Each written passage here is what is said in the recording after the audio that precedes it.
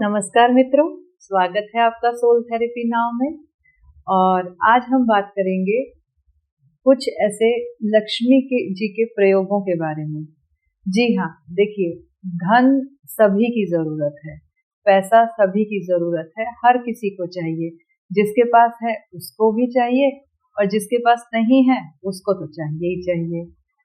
तो ऐसा सबसे पहले तो ये जान लेते हैं कि ऐसा क्यों होता है कि एक पर्टिकुलर वर्ग या एक पर्टिकुलर इंसान इतना ज्यादा सिर्फ अपनी ही एक जिंदगी में इतना ज्यादा धन कमा लेते हैं, और एक जो बहुत ज्यादा कोशिशें भी कर रहे हैं, बहुत प्रयत्न भी कर रहे हैं, इसके बाद भी कहीं ना कहीं से उतना ज्यादा वो नहीं कमा पाते जितने के वो हकदारी है। देखिए मित्रों, इस सब में ना आपका जो पिछले जन्म के जो कर्म है वो बहुत ज्यादा इन सब में काम में आते हैं। कहते हैं कि पहले प्रारब्ध रचा गया है और उसके बाद शरीर बना है। आप जितनी भी साधनाएं या जो भी कुछ करते हैं, अगर आप नए नए साधक हैं, नए नए इस मार्ग पे हैं, तो आई एम श्योर कि आपने कहीं ये साधना, कभी वो साधना, कभी वो साधना, ऐसे करके साधनाएं ट्राई करी ही होंगी। तो आप जितनी भी साधनाएं इस जन्म में कर रहे हैं, उनका जो फल है वो जरूरी नहीं है कि आपको इस जन्म में मिले। जिस तरह से हम इस जन्म में हम क्यों दुख भोग रहे हैं, या कि एक पर्टिकुलर दुख जो है वो हमारी जिंदगी में क्यों आया है, ये हम नहीं बता सकते हैं। या कि कुछ क्वेश्चंस ऐसे होते हैं जिनके आंसर्स हमारे पास नहीं होते हैं। उसी तरह से जो साधनाएं हैं, सारी साधनाएं इसी जन्म में फलीभूत हों ये जरूरी नहीं है। लेकिन हाँ, जिस तरह से कहा जाता है कि ज्ञान जो है वो कभी व्यर्थ नहीं जाता। इंसान अगर जो ज्ञान अर्जित करता है वो कभी व्यर्थ नहीं जाता। उसी तरीके से भगवान की भक्ति और साधनाएं, पूजा पाठ, ये कभी व्यर्थ नहीं जाता।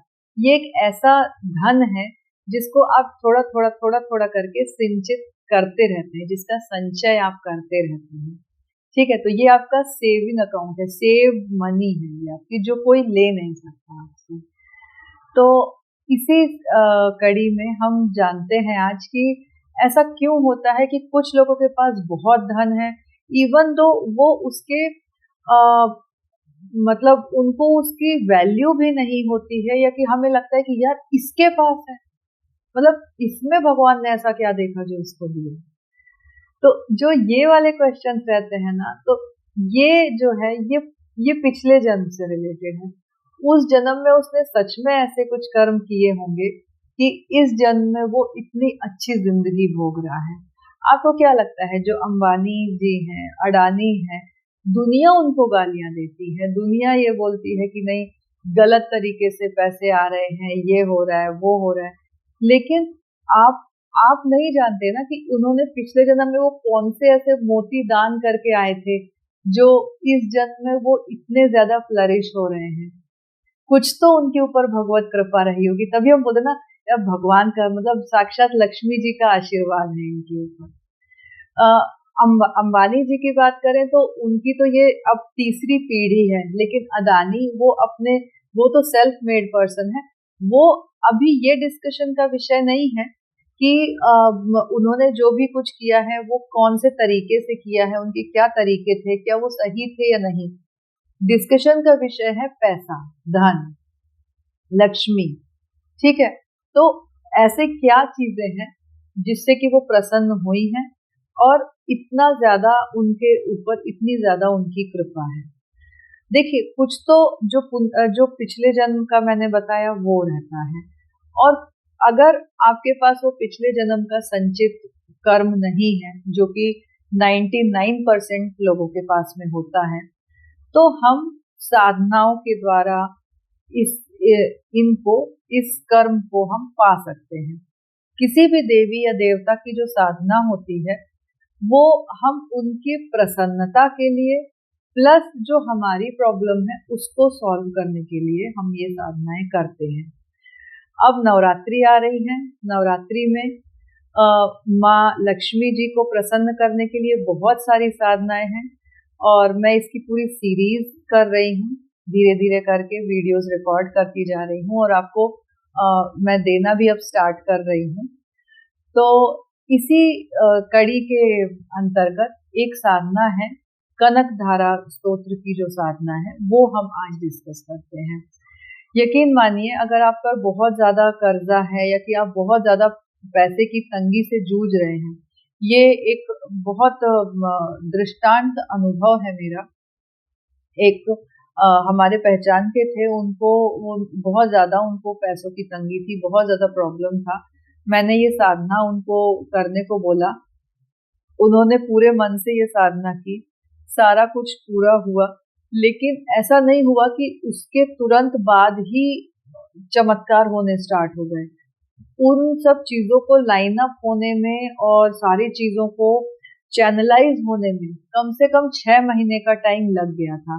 तो इवन अगर आप ये साधना करके पूरी भी कर लेते हैं तो उसके बाद में भी आप एक पाठ रोज का करते रहें, भगवान को दिया बाती करते रहें और बस भगवान से अपने उस टाइम के लिए रिक्वेस्ट करते रहें कि भगवान प्लीज इन सब चीजों से आप ही निकालो। मैंने बहुत हाथ पैर मार लिए, मैंने बहुत प्रयत्न कर लिए, लेकिन अब मैं इसमें से नहीं निकल पा रहा हूँ। ठीक है, तो ये जो साधना है ये कनक धारा स्तोत्र की साधना है। आपको ये स्तोत्र मेरे ब्लॉग पर मिल जाएगा, क्योंकि वीडियो बहुत लंबा हो जाएगा, फिर आप देखते नहीं हैं वीडियो, तो मैं ये स्तोत्र अभी आपको पढ़ के नहीं बता सकती हूँ। मैं दूसरा एक वीडियो बना दूंगी अगर आप चाहें इसके लिए, तो उसका शुद्ध प्रोनाउंसिएशन आप करें संस्कृत में कनक धारा स्तोत्र का, उसके लिए। और वरना नीचे डिस्क्रिप्शन में मैं अपने ब्लॉग की लिंक दे रही हूँ। इस लिंक पर आप क्लिक करेंगे तो आप मेरे ब्लॉग पर पहुंच जाएंगे और वहां से भी आप ये स्तोत्र पढ़ सकते हैं। आपको क्या करना है, नवरात्रि के पहले दिन कलश स्थापित करके, माता का दिया जला के, लक्ष्मी जी का जो गज लक्ष्मी जो है उनका चित्र सामने लाके, और मैं यहाँ फोटो भी लगा दूंगी, तो बैठी हुई लक्ष्मी होनी चाहिए। ठीक है, तो बैठी हुई लक्ष्मी जी का चित्र आप अपने घर पर लगाइए और 9 दिन ये साधना कीजिए, दिया जलाइए। ब्रह्म मुहूर्त वही लक्ष्मी जी का, या तो ब्रह्म मुहूर्त में, नहीं तो 9 बजे के बाद आपको रात को ये साधना करनी है। कनक धारा स्तोत्र के 11 पाठ आप कीजिए और इसका जो मंत्र है, बीज मंत्र, वो आप इसको आप स्फटिक की माला पर, जी हाँ, स्फटिक की माला पर इसका बीज मंत्र का आप जप कीजिए। स्फटिक या फिर कमलगट्टे की माला, इन दोनों मालाओं में से एक माला लेकर आप इस स्तोत्र का 11 बार पाठ कीजिए और कम से कम 11 बार स्फटिक की माला से मंत्र जाप कीजिए। और उसके बाद में लक्ष्मी जी की को दिया बाती करके और उनको जो क्षमा पूजा करके कि आह्वानम न जानामि विसर्जनम, पूजाम चैव न जानामि क्षम्यताम परमेश्वरी, मंत्रहीनम क्रियाहीनम भक्तिहीनम सुरेश्वरी, यत् पूजितम मया तत्वा यत् पूजितम मया देवी परिपूर्णम तदस्तु। ये आप मंत्र बोलकर थोड़ा सा हाथ में जल लेकर वो जल नीचे छोड़िए और उस जल से आप माथे पर तिलक कीजिए और दोनों आंखों पर तिलक कीजिए, मतलब दोनों आंखों पर वो जल लगा लीजिए। अच्छा, ये क्रिया करना बहुत जरूरी है। इस क्रिया से ये आशय होता है, वेदों में, पुराणों में इस चीज का जिक्र मिलता है कि हम जो भी पूजा करते हैं, अगर ये पानी उठा के अगर हम अपने आंखों पर और माथे पर नहीं लगाते और इस तरह से थोड़ा सा अपने ऊपर नहीं लगाते हैं, तो ये इसका आशय होता है कि इस पूजा का जो फल है वो भगवान इंद्र लेके चले जाते हैं। मतलब आप देखिए कि कैसी कैसी व्यवस्थाएं हैं, ऐसी कहानी है, मतलब ऐसी कहानी पुराणों में मिलती है। तो इसलिए ये चीज की जाती है कि ये मेरी पूजा है और इसका फल मुझे ही मिले। तो इस तरह से आप 9 शुक्रवार शुक्रवार नहीं, इसको आप हाँ शुक्रवार को भी कर सकते हैं। अगर आपको नवरात्रि में आप मिस कर गए हैं किसी रीजन से, अगर आपसे नवरात्रि वाला जो सिस्टम है वो नहीं हो पाया है, तो आप इसको 9 शुक्रवार को भी कर सकते हैं। ठीक है, इसको कीजिए। इसमें खीर का भोग लगाइए। माता लक्ष्मी को खीर भोग बहुत पसंद है। और खीर जो है वो चावल के आटे की न बना के राजगिरा एक आता है, राजगिरा जिसको भगर बोलते हैं, मोरधन बोलते हैं, कहीं कहीं भगर बोलते हैं। ये व्रत में खाया जाता है। ये ऐसा गोल गोल होता है, ग्रेन्यूल्स होते हैं। उसकी आप खीर बनाइए, सारे मेवे डाल के, केसर डाल के। सफेद चीज महालक्ष्मी को नहीं चढ़ती है, तो हल्का सा केसर उनको जरूर डालिएगा, जिससे कि वो क्रीमिश कलर का हो जाता है। और महालक्ष्मी को सुहाग का सामान और ये सब चढ़ाइए आप। और 9 दिन इसका पूरा भोग लगाइए और अपना जप कीजिए, पाठ कीजिए। और उसके बाद में 9वें दिन इसका आप अनुष्ठान कर दीजिए, इसका हवन कीजिए, दशांश हवन। दशांश हवन में आप क्या करेंगे, जैसे 9 दिन में आपने 11-11 पाठ किए हैं, तो उस दिन आप 11 पाठ करके आप जो है वो अष्टमी को इसका दशांश हवन कीजिए। क्योंकि एक दुर्गा सप्तशती के एक श्लोक में आया हुआ है कि माँ दुर्गा का मतलब कौन कौन से दिन माँ दुर्गा इस धरती पर होती है, या कि हमारी मनोकामनाएं पूरी करने के लिए हमको सुनती हैं, तो वो है कृष्ण पक्ष, शुक्ल पक्ष की तृतीया और अष्टमी और चतुर्दशी। इन 3 दिनों में देवी का वास होता है। तो इन तीनों में से किसी भी दिन आप अपना जो अनुष्ठान है, यज्ञ का अनुष्ठान, उस दिन आप कर सकते हैं। तो ये आप अष्टमी को कर लीजिए। 9 दिन की बजाय आप 8 दिन का इसको कर सकते हैं, या फिर आप चतुर्दशी को कीजिए, तब तक इसको कंटिन्यू करिए और चतुर्दशी को इसका हवन कीजिए। आप नवमी को भी कर सकते हैं, कोई उसमें कुछ अपराध नहीं है, लेकिन अष्टमी को करेंगे तो वो देवी को ज्यादा प्रिय होते हैं। कुछ दिन ऐसे होते हैं ना, जैसे मंगलवार और शनिवार हनुमान जी के प्रिय दिन हैं, इसी तरह से शुक्ल पक्ष की जो अष्टमी, तृतीया और चतुर्दशी है, ये देवी को बहुत प्रिय है। और आप इसमें हवन कीजिए। इसमें कुम्हड़ा जो होता है ना, कद्दू जिसको बोलते हैं, सफेद कुम्हड़ा या कि पीला कुम्हड़ा, आप इसको आप देवी को चढ़ा के उसको काटिए, मतलब हम बलि दे रहे हैं। देवी को बलि देना बहुत जरूरी है।